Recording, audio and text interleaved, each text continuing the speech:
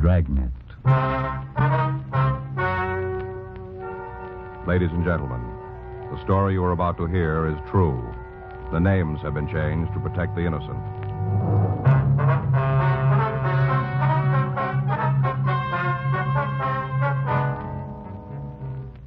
You're a detective sergeant. You're assigned to Bunko fugitive detail. A pawnbroker tells you he suspects a swindle. He isn't sure. Your job? Check it out.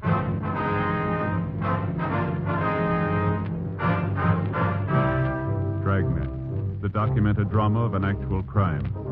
For the next 30 minutes, in cooperation with the Los Angeles Police Department, you will travel step by step on the side of the law through an actual case transcribed from official police files. From beginning to end, from crime to punishment, Dragnet is the story of your police force in action.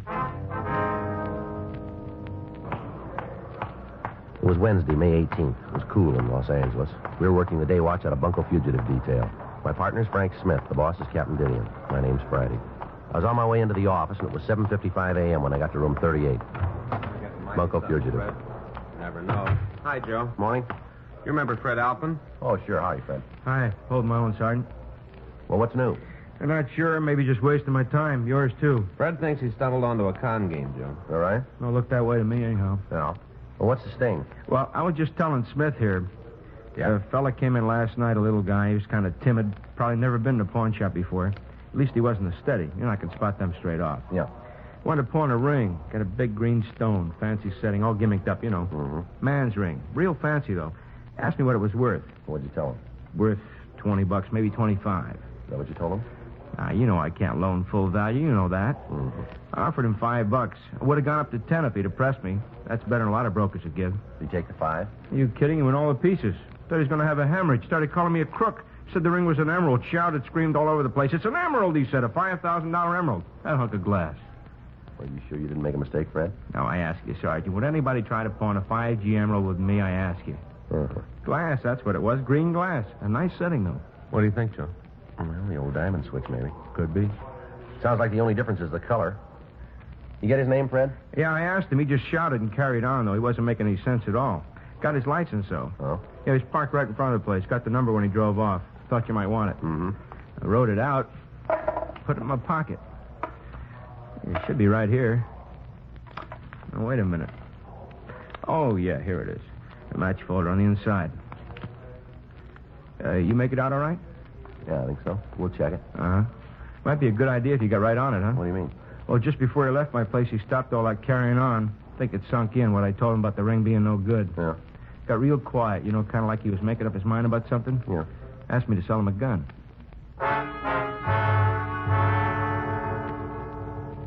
Fred Alpin gave us a description of the man who had tried to pawn the ring. We called our branch of DMV and asked them to check the license number.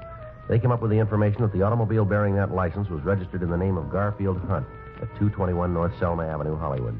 9:03 a.m. Frank and I drove out to talk to him.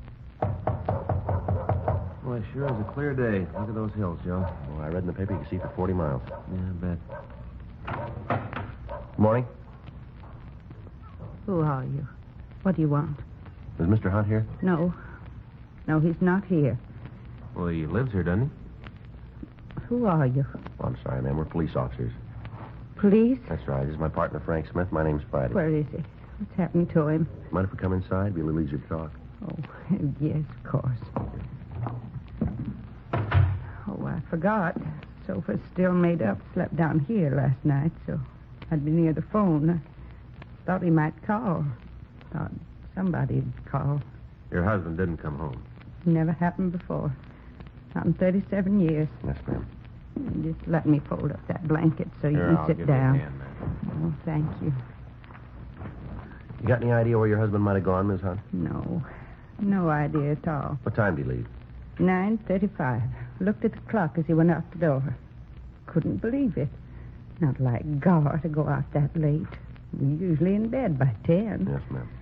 Promised me he'd only be gone an hour. Promised me he'd be back by 10:30 for sure. I see. Never heard a word from him after that, not a word. What do you suppose happened to him? We're sorry we don't know, Miss Hunt. Well, you must have some notion. Sorry, we don't.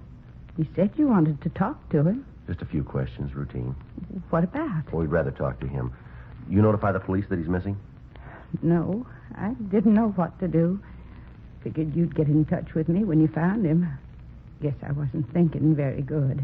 Never happened before. Yes, ma'am. Are there any friends he might be staying with, relatives? We don't know anybody else from Los Angeles. I see. Just moved out here last winter from Kansas. Children are grown up, settled. Gar sold the business. We moved out here. Kansas winters can be pretty cold. Yes, ma'am. Is your husband retired? Well, he should be. He worked hard all his life. He deserves a rest. Had a little trouble with his heart last year. No, not a real attack, but the doctor told him to take it easy. Mm-hmm. Not Gar, though. Wasn't out here 2 months before he got all restless and fidgety. Just couldn't take it sitting around the house. Started up again. In business? Yes, sir. We had a tailor shop back in Kansas. Gar found a new business district opening up in the San Fernando Valley off Magnolia Boulevard. They were renting cheap, right at the beginning, wanted tenants. Mm-hmm. Didn't do much business at first, but things have been getting better. Gar's a good tailor. A lot more careful than most. Learned his trade young. The days when there were tailors. Yes, ma'am. You try to reach him there at the shop? I called last night 3-4 times. This morning, too. Nobody answered. I see. You think you can find him? We'll do our best. I guess maybe I should have notified you last night. Yes, ma'am. I didn't know what to do. Thought you'd get in touch with me if something happened. Better to call us first. Yeah, I guess so. Then it might not happen.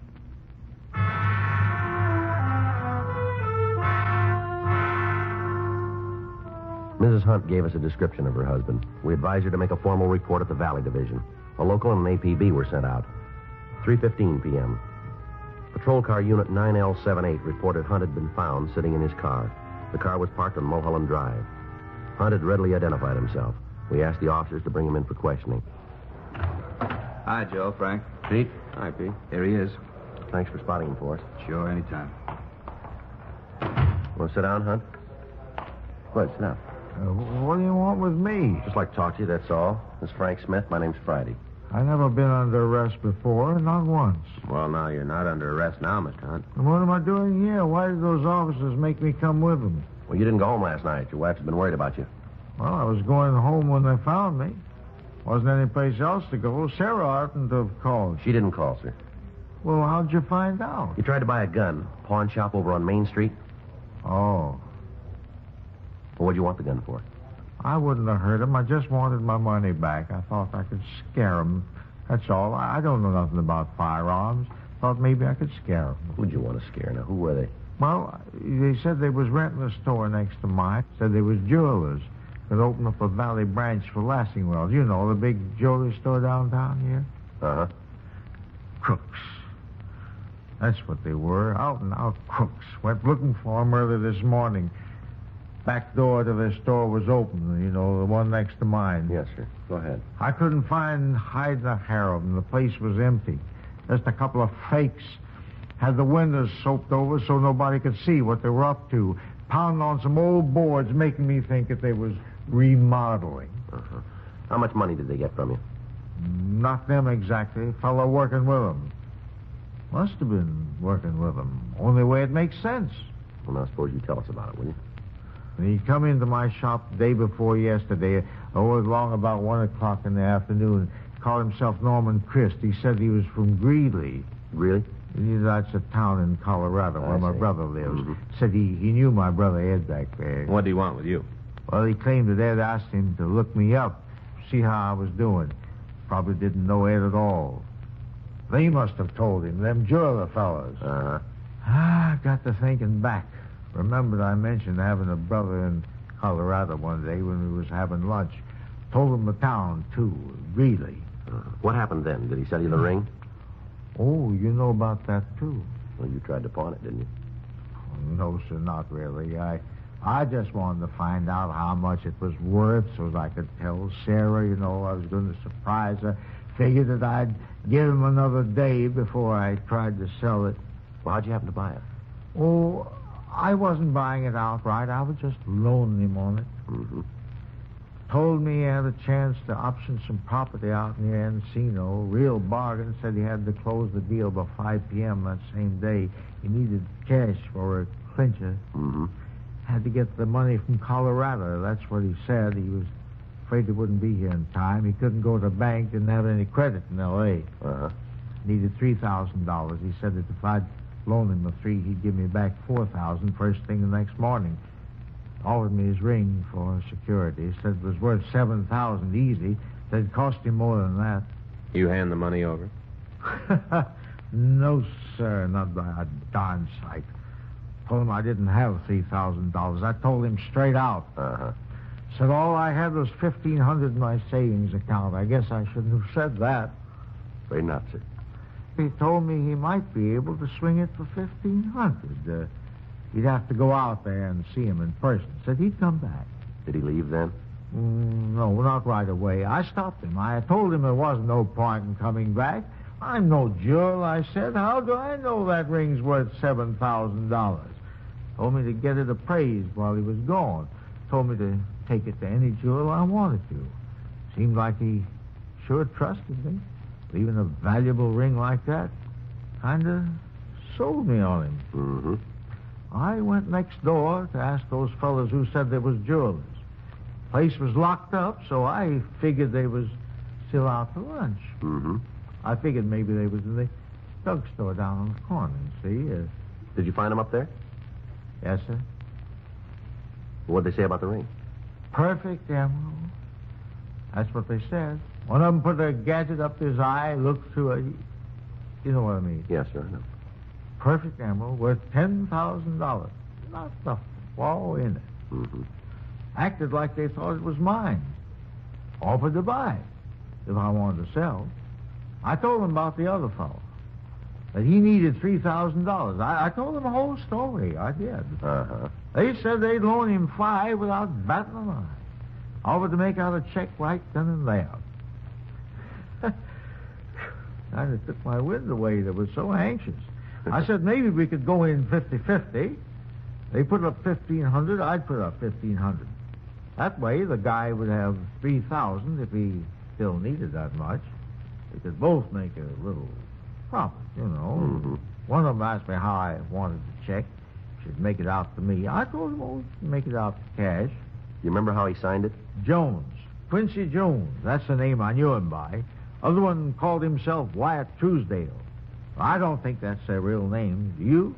Probably one of those, what did you call them? Aliases. Yes, sir, yeah, that's it.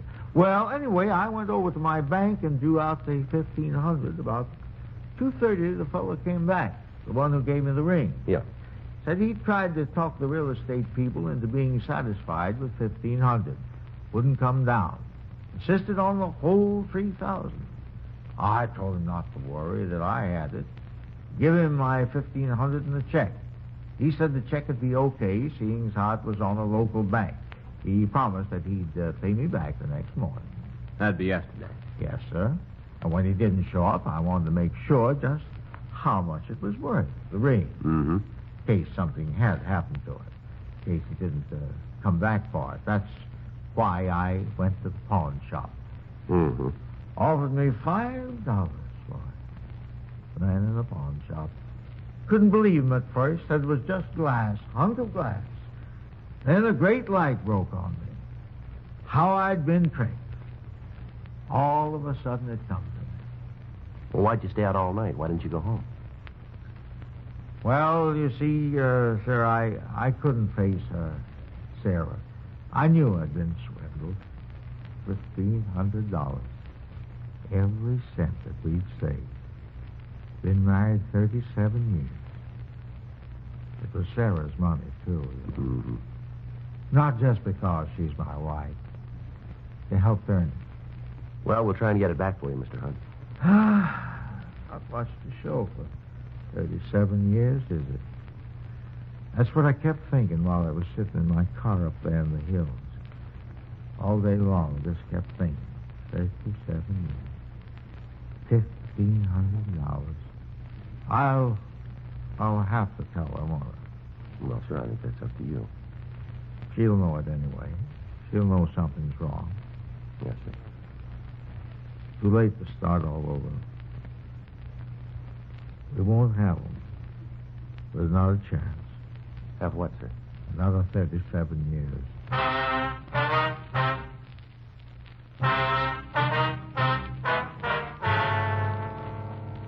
We continued to interview the victim, Garfield Hunt, and he gave us descriptions of the three suspects. The stats office came up with 24 possibles.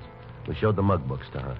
He identified two of the photographs, Ernest Wilcoxon and Paul Cleaver. Hunt was positive that Wilcoxon and Cleaver were the men who had rented the store next to his and had pretended to be jewelers. He was unable to find a photograph of Norman Christ, the man who had sold him the ring. We pulled the packages on Wilcoxon and Cleaver. They had both done time for burglary. They had not previously worked with a third person. We called the Lassingwell Jewelry Company. They informed us that they were not opening a branch out in the valley. We checked with the owners of the building in which Hunt had his tailor shop. They told us the adjacent store had been rented on a weekly basis, and that the renters had said they intended to use the space for temporary storage. A local and an APB were sent out on all three suspects. 5:13 p.m. Using the information from their mama sheets, Frank and I began checking various places where Cleaver and Wilcoxon had been known to hang out. 7:12 p.m.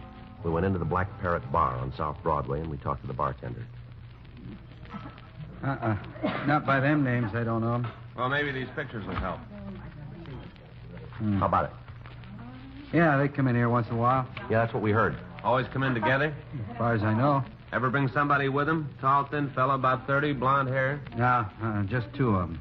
Never seen them with another guy. I see. What do you want them for? You know how we can turn them up? They ain't here now. We can wait. Won't be in tonight. How do you know? They got money. Oh? Big roll. The red-headed one was in yesterday. Quincy Jones. That's what he told me his name was. Yeah. Been running a tab. He paid it up in full. I had plenty left over. Is that right? As long as they're carrying a roll, they don't come to my place. Head for them expensive joints, like out on the strip, places like that. When they've blown their loot, they come back to me and start running up another tab. I called them on it, but what can you do? This way I get some of their bundle. Uh-huh. You know where they live? Around here somewheres. I couldn't pin it down for you. Who could? How bad you want to find out? What do you mean? It'll cost you a drink. You that thirsty? Not for me. Girl over there in the corner booth, the blonde. Oh, yeah. She knows him. Been out with him a couple of times. I've seen them leave together. All right. I was just kidding about that drink. It's on the house. For you guys and her, too. No, we don't want anything. Thanks. And we'll pay for hers. It's up to you. Hi. Good evening, miss. You're new, aren't you? Yes, ma'am. Place could stand some new talent. Here, I'll move over. Thanks. Thank you. What's the matter with this side? We're police officers. How do you like that? Ma'am? Horoscope said I was going to meet somebody new today. In the morning paper? Mm-hmm. Didn't say it'd be cops. Oh, here you are, Peg. Where'd that come from? These guys. You shouldn't call them guys, Jake. Fellow buys a lady a drink, that makes him a gentleman. From these gentlemen, that's what you should say. Oh, sure. To your very good health, gentlemen.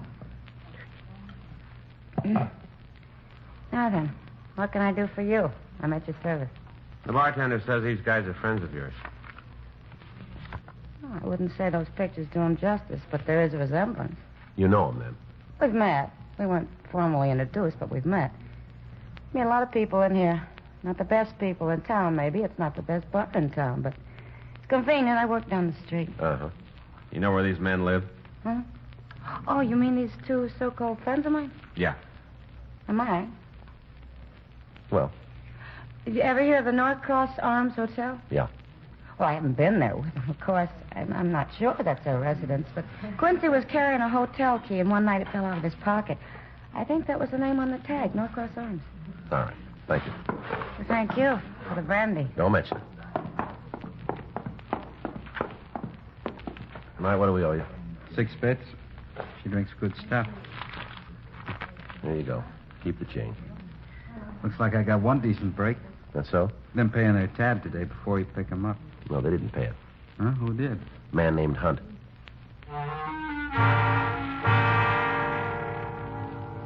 The clerk at the Norcross Arms Hotel told us that 2 men who resembled Wilcoxon and Cleaver were registered under the names of Jones and Truesdale. He said they'd gone out for the evening. He showed us up to their room, 36A. We asked him about the suspect known as Norman Christ. He told us he'd never seen anybody with Wilcoxon and Cleaver who answered Christ's description. 2:48 a.m. Wilcoxon and Cleaver returned to their room. We took him into custody and drove him down to the city hall for questioning. How many times you want to hear Until it? we get the truth.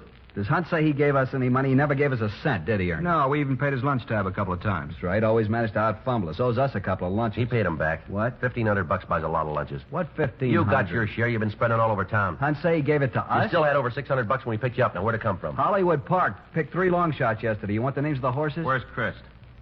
Told you before, never heard of him. Who is he? The guy you worked the game with. Never heard of him. You want to take this rap yourself? What rat? Why'd you rent that store out in the valley? Store? We showed him your mugshot, the man you rented it from. He made you. You want it in person? How about it? Guess they got us there, Ernie. Yeah. We were going to open up a bookie joint. Is that right? Yeah, we changed our minds, looked the situation over, decided it might get a little warm out in the valley, and cleared out. Bookie joint, huh? That's right. Not a jewelry store. What are you talking about? Us jewelers, Ernie and me? That's what you told Hunt. Nothing of the kind. Laid it on the line. Told him we were bookies. Just between us, he was kind of pleased about it. Likes to play the horses himself.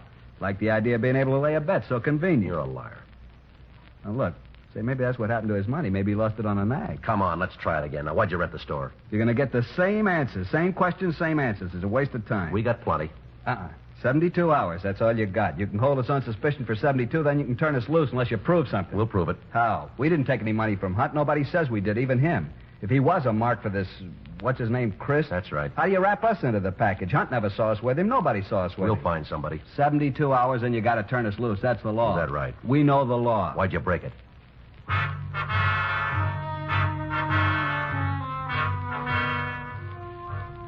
We continued to question the suspects, but we were unable to break them down. Thursday, May 19th, 7:45 a.m. Another team of detectives took over the interrogation. Frank and I went back to the office. You think they'll cop out, Joe? I don't know. It doesn't look like it, does it? No, not unless we turn up Chris. Did you call your wife? Yeah, sure bawled me out. Kept dinner waiting till after 10. You're lucky. Well, maybe. Wonder if I'll get home tonight. I got it. Bunko fugitive, Friday. Yeah, that's right. Sounds like him. How long ago? Uh-huh. Yeah. Chris? Fits the description. Smashed up a car on the Hollywood freeway. Georgia Street recognized him from our teletype. You able to talk? Died 10 minutes after they brought him in.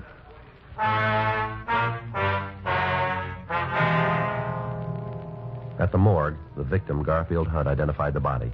He was positive it was Norman Christ, the man who had sold him the ring. Wilcoxon and Cleaver were also shown the body. They denied it they'd ever seen Christ before. The next day, Friday, May 20th, the evidence against Wilcoxon and Cleaver was taken to the district attorney's office. The complaint was refused. The evidence was deemed insufficient to bring the matter to trial at this time. Wilcoxon and Cleaver were released. 6:05 p.m. Frank and I got ready to sign out. Well, that really tears it. Sure does. The DA's office knows they're guilty. We know it and can't do a thing. Yep. I guess we've been wasting our time, Joe, just fanning the ball. Well, I'll tell you, we've spotted them, and they're going to stay spotted. Yeah. Next time they move in on a mark, we'll make it stick. It wouldn't be very smart of them to try it twice. They're not smart. Huh? They tried it once.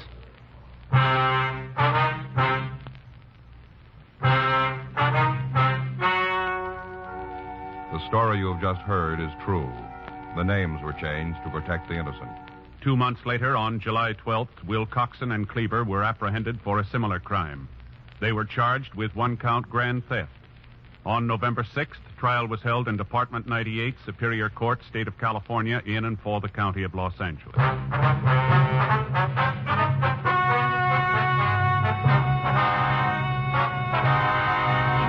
Ernest T. Wilcoxon and Paul Cleaver were found guilty of 1-count grand theft and were sentenced to a term prescribed by law.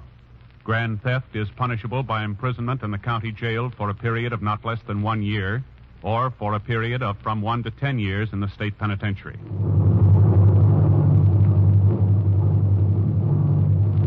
You have just heard Dragnet, the authentic story of your police force in action, and starring Jack Webb, a presentation of the United States Armed Forces Radio Service.